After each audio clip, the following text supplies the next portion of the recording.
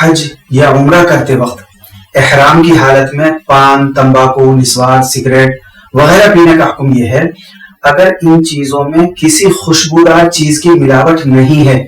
تو احرام کی حالت میں ان کے استعمال سے دم لازم تو نہیں ہوگا، البتہ ان کا مکروہ ہونا وہ باقی رہے گا۔ اس لیے احرام کے دوران جہاں تک ممکن ہو ان سے پرہیز کرنے کی مکمل طور پر کوشش کرنی چاہیے، اور اگر پان، تمباکو، مسوار میں کوئی خوشبو ملائی گئی ہو تو چونکہ خوشبو مغلوب ہوتی ہے، کم ہوتی ہے، اس لیے احرام کی حالت میں اس کے کھانے سے بھی دم تو لازم نہیں آتا ہے لیکن مکروہ ہے،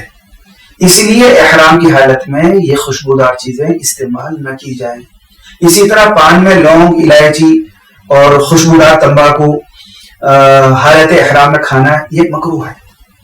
اس بارے میں مکمل